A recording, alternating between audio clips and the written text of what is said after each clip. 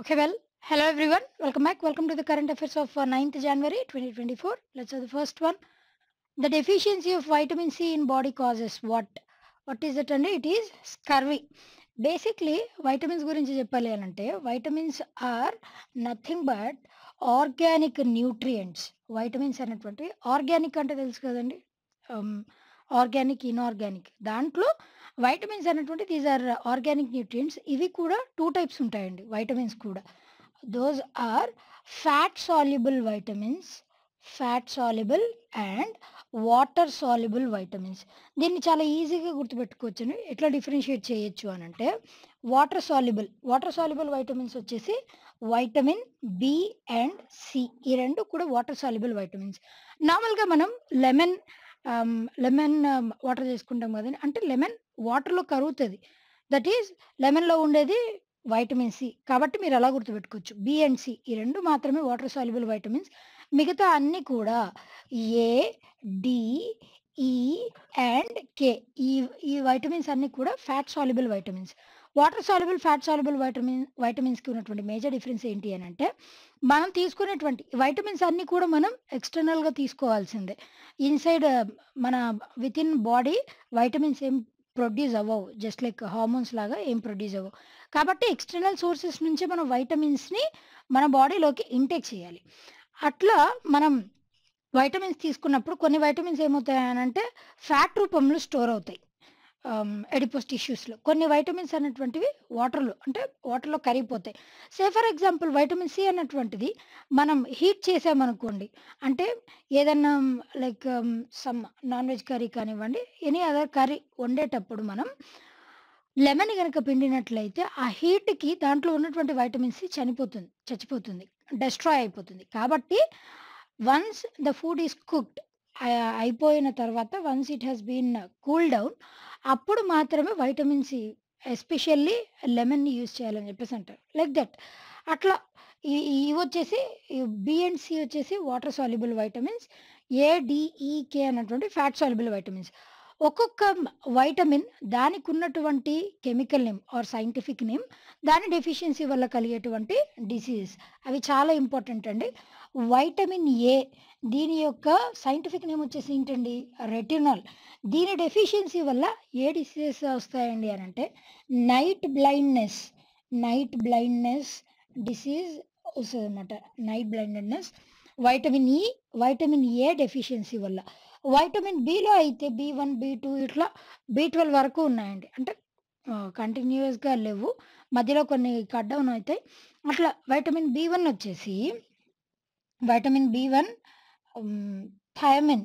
Vitamin B one scientific name is thiamine. దాని deficiency వల్ల ఏ డిసీజ్ వస్తుందండి? బెరీ డిసీజ్ వస్తుంది. వైటమిన్ బి2 అంటే రిబోఫ్లావిన్, దానివల్ల స్కిన్ అన్నది రిటార్డ్ అయిపోతుంది. That is a different scenario. Vitamin బి12 దీని యొక్క సైంటిఫిక్ నేమ్ వచ్చేసి ఏంటండి? Cyanocobalamin. This is very important vitamin. దీని డెఫిషియన్సీ వల్ల ఏం సంభవిస్తుందండి అని అంటే ఎనీమియాలో కూడా వెరైటీస్ ఉంటాయండి. వన్ ఫార్మ్ ఆఫ్ ఎనీమియా వచ్చేసి ఈ డెఫిషియన్సీ వల్ల జరుగుతుంది. ఎనీమియా అంటే మన బాడీలో, మన బ్లడ్లో హెచ్బి ఉంటుంది, అంటే హెమోగ్లోబిన్ అన్నటువంటి కలరింగ్ ఏజెంట్ ఉంటుంది. దాని యొక్క రేట్ని బట్టి ఆ పర్సన్ ఎనీమికా నాన్ ఎనీమికా అని డిసైడ్ చేస్తారు. మన బాడీలో ఫీమేల్స్ కానీ మేల్స్ కానీ వాళ్ళకి ఉండాల్సినటువంటి బ్లడ్ లెవెల్ కంటే ఉండాల్సినటువంటి హెమోగ్లోబిన్ పర్సెంటేజ్ కంటే తక్కువ ఉన్నట్లయితే వాళ్ళని ఎనీమిక్ అని అంటారు. మ్యాక్సిమం ఈ ఎనీమిక్ కేసెస్ అనేటువంటివి మేల్స్లో అతి తక్కువగా చూడొచ్చు. ఫీమేల్స్లో ఎక్కువగా ఈ ఎనీమిక్ కేసెస్ అనేటువంటివి డిటెక్ట్ అవుతూ ఉంటాయి. దానికి చాలా డిఫరెంట్ రీజన్స్ ఉంటాయి. That is different. Vitamin C deficiency వల్ల వైటమిన్ సి కెమికల్ నేమ్ వచ్చేసి ఏంటండి? That is ascorbic acid. Vitamin C chemical name is ascorbic acid. దాని డెఫిషియన్సీ వల్ల స్కర్వీ అంటే మనం గమ్స్ ఉంటాయి కదండి, ఈ చ్యూయింగ్ గమ్స్, అవి డెలికేట్ అయిపోవడం, వాటి నుంచి బ్లీడ్ అవ్వడం, ఇవన్నీ కూడా ఈ వైటమిన్ సి డెఫిషియన్సీ వల్ల సంభవిస్తాయి. ఇంకా అదొక్కటి మాత్రమే కాదు, ఇంకా చాలా డిసీజెస్ కూడా వస్తాయి. వైటమిన్ డి దీని యొక్క కెమికల్ నేమ్ వచ్చేసి ఏంటండి? Calciferol is the chemical name of vitamin D. దీని డెఫిషియన్సీ వల్ల ఏం సంభవిస్తుందండి? రికెట్స్. చిల్డ్రన్‌లో అయితే రికెట్స్ వస్తుంది. పెద్దవాళ్ళలో అయితే ఆస్టియోమలేషియా పెద్దవాళ్ళలో వస్తది. In adults. మీకు ఎగ్జామినేషన్‌లో ఇది కూడా important. Rickets in children, osteomalacia in adults. అంటే ఏంటి అనంటే, మనం వైటమిన్ డి చాలామంది సన్ నుంచి వస్తది అని అంటారు. That's not true. వైటమిన్ మన మన బాడీలో బోన్స్‌కి కాల్షియం కరెక్ట్‌గా లభించాలి అనంటే vitamin D is must. See calcium అన్నది సన్‌లైట్ నుంచి వస్తుంది. That's not true. But vitamin D అనేటువంటిది సన్‌లైట్ నుంచి తీసుకున్న తర్వాత మన బాడీలో ఈ కాల్షియం అబ్జార్బింగ్ పార్ట్స్ ఏవైతే ఉంటాయో లైక్ బోన్స్ అవి అబ్జర్వ్ చేసుకోవడానికి ఆ వైటమిన్ డి అనేటువంటిది యూస్‌ఫుల్‌గా ఉంటది. ఆ విధంగా కాల్షియంని పట్టి ఉంచేటువంటి థింగ్ ఏంటి అనంటే వైటమిన్ డీనే. అట్లా ఆ వైటమిన్ డి డెఫిషియన్సీ ఉన్నప్పుడు బోన్స్ అన్నటువంటివి బ్రిటిల్ అయిపోతాయి. బ్రిటిల్ అయిపోవడం అంటే ఏంటండి? చాలా డెలికేట్ అయిపోయి విరిగిపోవడం, ఈజీగా పగిలిపోవటం ఇట్లా తొందరగా వాళ్ళు కింద పడినప్పుడు కానీ, బెండ్ అయినప్పుడు కానీ చాలా ఫాస్ట్‌గా డ్యామేజ్ జరగడం అన్నది సంభవిస్తది. ఈ సినారియోలో. Vitamin E. Vitamin E chemical name వచ్చేసి ఏంటండి? టోకోఫెరాల్ అని అంటారు. దాని కెమికల్ నేమ్. దీని డెఫిషియన్సీ వల్ల ఇన్‌ఫర్టిలిటీ. దీని డెఫిషియన్సీ వల్ల ఏం సంభవిస్తుందండి? ఇన్‌ఫర్టిలిటీ. అదేవిధంగా వైటమిన్ కేనే ఫైలోక్వినోన్ అని చెప్పేసి దానికే పేరు. Phylloquinone is the chemical name of vitamin K.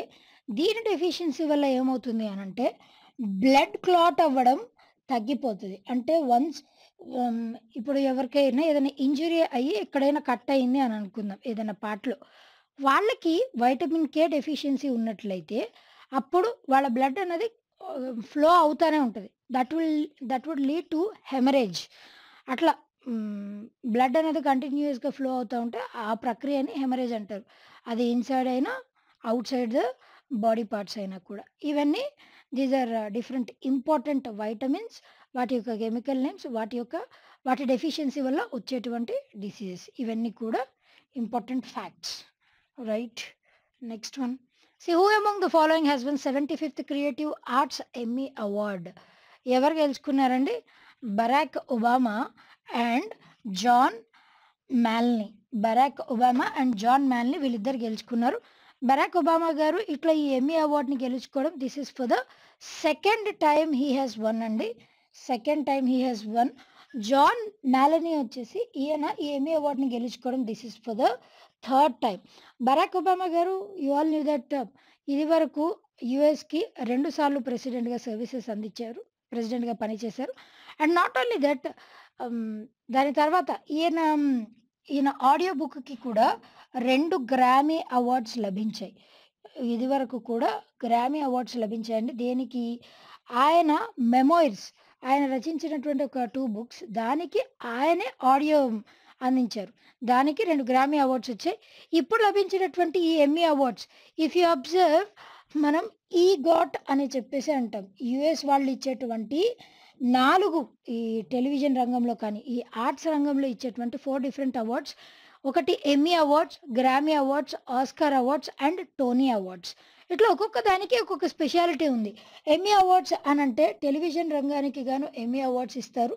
Grammy awards వచ్చేసి మ్యూజిక్ రంగానికి గానీ ఆహ్, ఈ ఇంకా అట్లా రికార్డింగ్స్‌కి, మ్యూజిక్‌కి వాటికి గ్రామీ అవార్డ్ వస్తుంది. మూవీస్, ఫిల్మ్స్ రంగానికి గాను ఆస్కార్ అవార్డ్ లభిస్తుంది. టోనీ అవార్డ్ వచ్చేసి థియేటర్ ఆర్ట్ ఆ రంగంలో టోనీ అవార్డ్స్‌ని అందజేస్తారు. ఈ 4 అవార్డ్స్ వచ్చేసి యూఎస్ అందజేస్తా ఉంటది. ఈగాట్ దాన్ని అట్లా గుర్తుపెట్టుకోవచ్చు. అయితే ఈ ఎమ్మీ అవార్డ్ అన్నటువంటిది basically Emmy award Barack Obama గారు నెట్‌ఫ్లిక్స్‌లో ఒక డాక్యుమెంటరీ సీరీస్ ఉందండి. That is hmm. What do we do అన్నటువంటి వర్కింగ్, వర్కింగ్ అన్నటువంటి documentary series. Working what do we do అని చెప్పేసి ఆ డాక్యుమెంటరీ సీరీస్‌కి ఆయన ఇచ్చినటువంటి వాయిస్ ఓవర్. దానికి గాను ఈ సెకండ్ ఎమ్మీ అవార్డ్ అందుకున్నారు. ఫస్ట్ టైం కూడా Netflix documentary series on national parks. National parks గురించి ఒక డాక్యుమెంటరీ సీరీస్. అది కూడా నెట్‌ఫ్లిక్స్ వాళ్ళే ఇంట్రొడ్యూస్ చేశారు. దానికి కూడా ఈయన వాయిస్ ఓవర్ ఇచ్చినందుకు ఫస్ట్ ఎమ్మీ అవార్డ్ అలా గెలుచుకున్నారు. సెకండ్ ఎమ్మీ అవార్డ్ ఈ వర్కింగ్ అన్నటువంటి డాక్యుమెంటరీ సీరీస్‌కి గెలుచుకున్నారు. John Malner he has also won this thing. ఈయన లైక్ ఒక డాక్యుమెంటరీ సీరీస్ దానికి గాను జాన్ మెలనీ గారికి మూడవసారి ఈ ఎమ్మీ అవార్డ్ అందుకున్నారు. క్లియర్ కదండి? Right. Next one. Which country has won the 2024 United Cup tennis tournament? What is that country అండి? It is Germany. Capital city ఏంటండి? Berlin. And the currency is euro.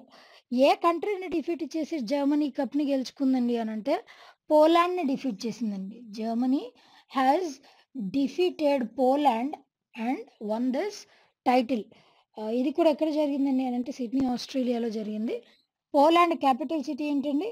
Warsaw. And the currency is zloty. అయితే ఇక్కడ mixed doubles జరిగాయండి. ఆ mixed doubles కాంపిటీషన్స్లో mixed doubles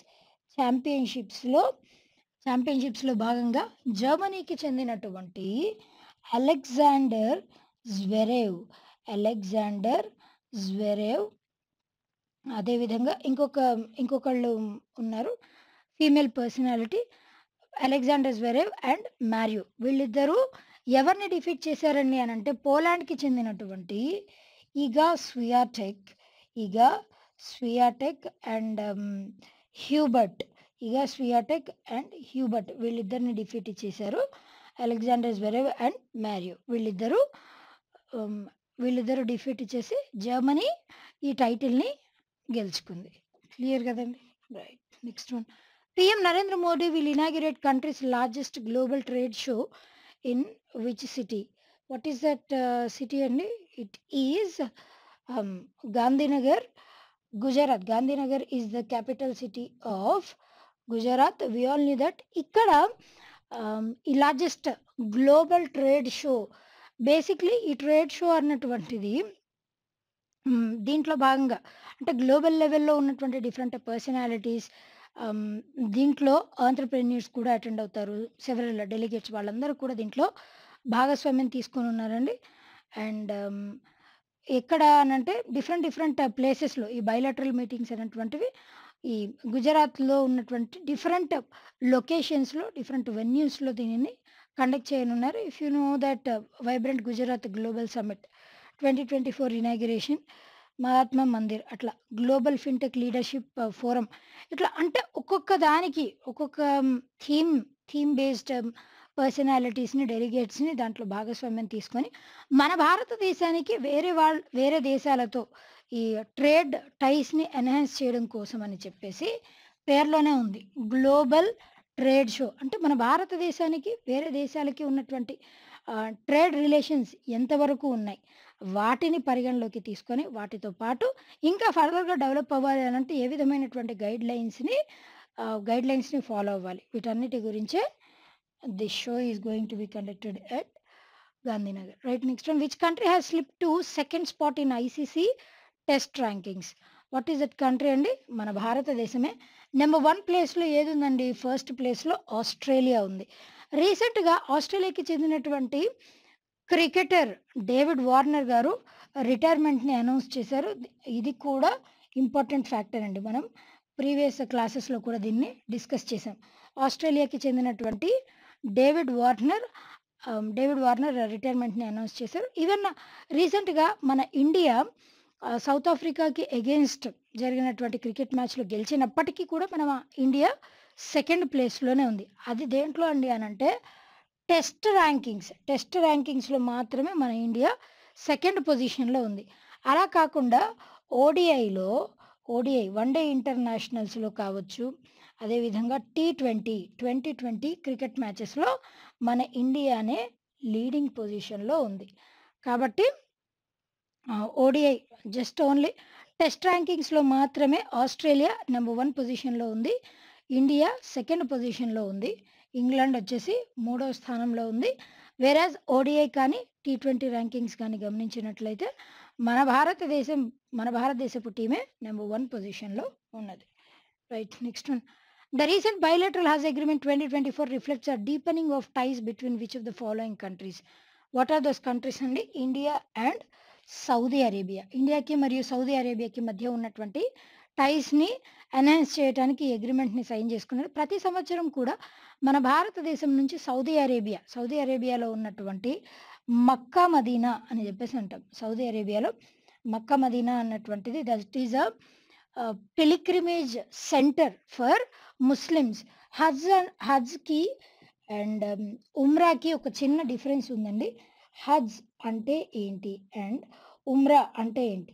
హజ్ అన్నటువంటిది సంవత్సరంలో ఒక పర్టిక్యులర్ మంత్‌లో మాత్రమే ఆహ్, అక్కడికి వెళ్ళి ఆ పిలిగ్రిమేజ్ దానిని దానిని మొక్కి రావాలి. హజ్ అన్నటువంటిది. అంటే సంవత్సరంలో ఒక్క నెలలో మాత్రమే అది పాసిబుల్. మొత్తం సంవత్సరం మొత్తం చేయటానికి వీలుండదు. వేరాజ్ ఉమ్రా అన్నటువంటిది అక్రాస్ ద ఇయర్ మొత్తంలో ఎప్పుడైనా కూడా ఉమ్రాకి ఎళ్ళొచ్చు. Irrespective of this month and all. ఏ మంత్‌లో అయినా సరే ఉమ్రా చేసుకోవడానికి వీలుంటుంది. అందుకే ఉమ్రాని మినీ పిలిగ్రిమేజ్ అని చెప్పేసి దీనికే పేరు. ఉమ్రానే మినీ పిలిగ్రిమేజ్ అని చెప్పేసి అంటారు. హజ్ వచ్చేసి సంవత్సరంలో ఒక నెలలో మాత్రమే వెళ్ళడానికి వీలుంటది. ఆ ఒక్క నెలలో మాత్రమే వాళ్ళు ఆ ప్లేస్‌ని విజిట్ చేసుకొని రావాలి. ఆ ప్లేస్ వచ్చేసి మక్కా, మదీనా. ముస్లిమ్స్‌కి ఎస్పెషల్లీ ఇస్లాం ఫాలో అయ్యేటువంటి వాళ్ళకి లైఫ్ టైమ్‌లో ఒకసారి హజ్ యాక్టివిటీని చేయాలి అని అంటారు. జస్ట్ లైక్ హిందూయిజంలో ఎట్లా అయితే కాశీకి వెళ్ళాలి అని అంటారో, అదే విధంగా ఇస్లాం రిలీజియన్‌లో ఈ యాస్పెక్ట్ అనేది ఉంది. అట్లా మన భారతదేశం నుంచి సౌదీ అరేబియాకి ప్రతి సంవత్సరం కొన్ని లక్షల మంది వెళ్తూ ఉంటారు. ఈ ఇయర్ వచ్చేసి 1,75,000 మంది ఇండియన్స్ మన భారతదేశం నుంచి ఈ హజ్ పిలిగ్రిమేజ్‌కి వెళ్ళనున్నారు. కాబట్టి వాళ్ళందరికీ ఫెసిలిటీస్‌ని కల్పించడం అంటే అకామిడేషన్ ఫెసిలిటీస్ కావచ్చు. ఇంకా వేరే ఏ ఫెసిలిటీస్ అయినా కూడా వాళ్ళందరికీ అందుబాటులోకి రావాలి. మెయింటైన్ చేయాలి అని చెప్పేసి ఇండియా, సౌదీ అరేబియా ఈ హజ్ అగ్రీమెంట్‌ని సైన్ చేసుకుంది. Right. Next one. Pravasa Bharatiya Divas is celebrated on January 9th అండి. Not every year.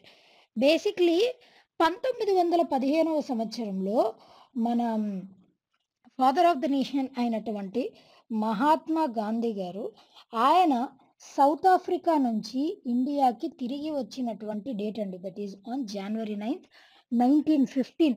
అట్లా ఆయన సౌత్ ఆఫ్రికా నుంచి ఇండియాకి తిరిగి వచ్చిన డేట్‌ని Pravasa Bharatiya Divas that is also known as a non resident Indian day, NRI డేగా కూడా సెలబ్రేట్ చేస్తారు. 2003 నుంచి దీనిని సెలబ్రేట్ చేస్తా వస్తున్నారండి ప్రతి సంవత్సరం. కాకపోతే 2015వ సంవత్సరంలో దీనిని ప్రతి 2 ఇయర్స్‌కి ఒకసారి సెలబ్రేట్ చేయాలని చెప్పేసి మన గవర్నమెంట్ ఆఫ్ ఇండియా డిసైడ్ చేసింది. And it has been implemented by ministry of external affairs.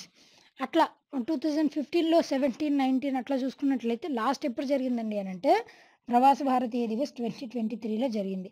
అంటే అప్పుడు ఈ ప్రవాస భారతీయ సమ్మాన్ అవార్డ్స్ ప్రవాస భారతీయ సమ్మాన్ అవార్డ్స్‌ని కూడా అందజేస్తారు. అట్లా కాన్క్లేవ్స్‌ని కూడా కండక్ట్ చేసి డెలిగేట్స్‌ని, మీటింగ్స్‌ని వీటన్నిటిని కండక్ట్ చేసి అవార్డ్స్‌ని కూడా అందజేస్తారు. మెయిన్ మోటో వచ్చేసి ఏంటండి అనంటే మన భారతీయులు వేరే దేశాల్లో ఎంత పురోగతిని సాధించారో వాళ్ళని భారతదేశానికి పిలిపించి సత్కరించడమే దీని యొక్క ప్రధానమైనటువంటి ఉద్దేశం. ఆ విధంగా ఎన్ఆర్ఐ డేని January 9థ్‌న సెలబ్రేట్ చేస్తారు. But not every year. ప్రతి సంవత్సరం సెలబ్రేట్ చేయరు. ప్రతి 2 ఇయర్స్‌కి ఒకసారి దీన్ని సెలబ్రేట్ చేస్తా ఉంటారు. లాస్ట్ 2023లో సెలబ్రేట్ చేశారు. బట్ నామ్‌కే వాస్తే ఎప్పుడు ఉంటది అనడానికైతే it is on January 9th every year. వేరే ఆప్షన్స్ చూద్దామండి. January 4th వచ్చేసి what is the speciality? Global లెవెల్‌లో వరల్డ్ బ్రెయిలీ డే. బ్రెయిలీ అన్నటువంటిది ఒక లిపి. బ్లైండ్ పీపుల్ ఈ పూర్ విజన్ ఉన్నటువంటి వాళ్ళ కోసం అని చెప్పేసి బ్రెయిలీ లిపిని లాంచ్ చేశారు లూయి బ్రెయిలీ గారు. ఆయన పేరు మీదగానే దీనిని సెలబ్రేట్ చేస్తూ ఉంటారు. World Braille day January 4th నాడు. అదేవిధంగా January 12th very very very very important day. That is national లెవెల్‌లో youth day. National youth day, that is the birth anniversary of Swami Vivekananda. January 12th, birth anniversary of Swami Vivekananda, that is celebrated at national level. That is also important fact. Right, next one. Which one of the following has launched a new initiative called AI Odyssey to train 1 lakh developers in India in the latest AI technologies and tools? What is it అండి? Microsoft వాళ్ళు దీనిని introduce చేశారు. దీంట్లో టోటల్గా 2 levels ఉంటాయండి. ఆ 2 లెవెల్స్కి training అన్నటువంటిది 1 month training ఇస్తారు. ఆ 2 లెవెల్స్ ఎవరైతే కంప్లీట్ చేస్తారో వాళ్ళకి స్పెషల్గా ఒక విఐపి పాస్ లభిస్తుంది. ఆ విఐపి పాస్ వచ్చేసి నెక్స్ట్ బెంగళూరులో జరగబోయేటువంటి ఒక స్పెషల్ ఏఐ టూర్, దాంట్లో వీళ్ళు free of cost they can participate అనమాట. అట్లా ఫ్రీ ఆఫ్ కాస్ట్ ఈ Odyssey artificial intelligence, you all know that ఇప్పుడు ఆర్టిఫిషియల్ ఇంటెలిజెన్స్ కానీ మెషిన్ లెర్నింగ్ కానీ వీటన్నిటికీ ఎంత ఫ్యూచర్ మార్కెట్ ఉంది, ఫ్యూచర్ స్కోప్ ఉంది డేటా సైన్స్తో పాటు అని చెప్పి యూ ఆల్ నో దట్. దాంట్లో భాగంగానే ఆ టెక్నికల్ స్కిల్స్ని ఎన్హాన్స్ చేయడానికి మైక్రోసాఫ్ట్ వాళ్ళు కొలాబ్ అయ్యి ఈ కాన్సెప్ట్ని ఇంట్రడ్యూస్ చేశారనమాట. Right, next one.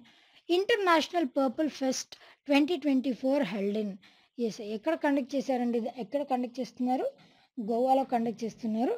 And January 8th నుంచి జనవరి 13th వరకు 6 days పాటు దీనిని సెలబ్రేట్ చేస్తారు. పర్పుల్ కలర్ సిగ్నిఫైస్ వాట్ అండి? Purple colour signifies strength, independence, అదేవిధంగా డిగ్నిటీ.